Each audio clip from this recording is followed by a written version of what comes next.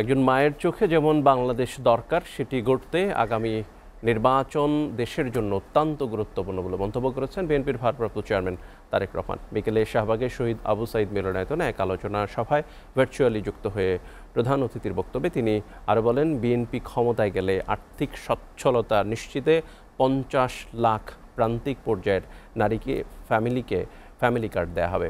সোহান খানের প্রতিবেদন।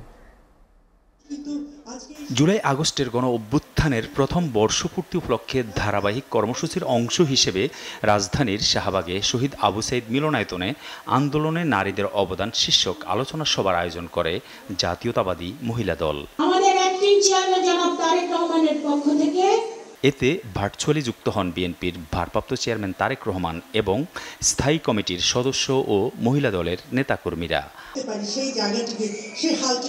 আলোচনা সভায় অংশ নিয়ে জুলাই আন্দোলনে শহীদ ও বিগত 16 বছরে গুম খুনের শিকার পরিবারের সদস্যরা স্বজন হারানোর বিচার দাবি করেন। আমরা পুরোবার এখন নিঃস্ব, রিক্ত।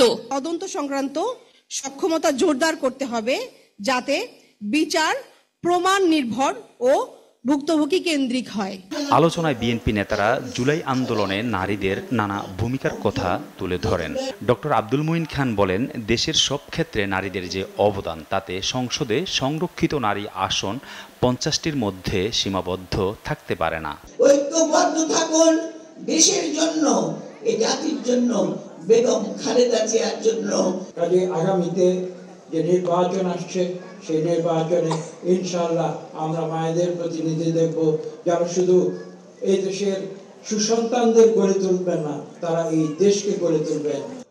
এ সময় তারেক রহমান বলেন, যারা জুলাই আন্দোলনে জীবন দিয়েছে তাদের কাছে জনগণ ঋণী।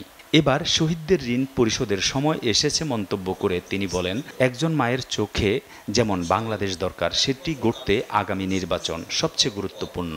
যে কথাটি আমি আপনাদের সামনে তুলে ধরবো বলে নিজেই ঠিক করে রেখেছিলাম, একজন মায়ের চোখে যেমন বাংলাদেশ হওয়া দরকার, তেমন একটি বাংলাদেশ প্রতিষ্ঠা করতে চাইলে, সম্মানিত উপস্থিতিবৃন্দ, আগামী জাতীয় নির্বাচন দেশের প্রতিটি নাগরিকের জন্য অত্যন্ত গুরুত্বপূর্ণ।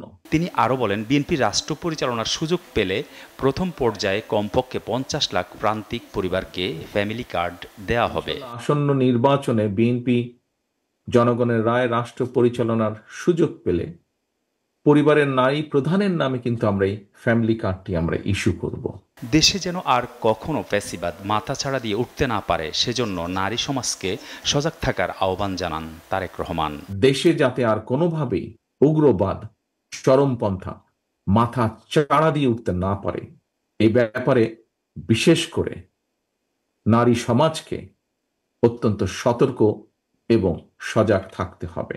সোহান খান, এসএটিভি, ঢাকা।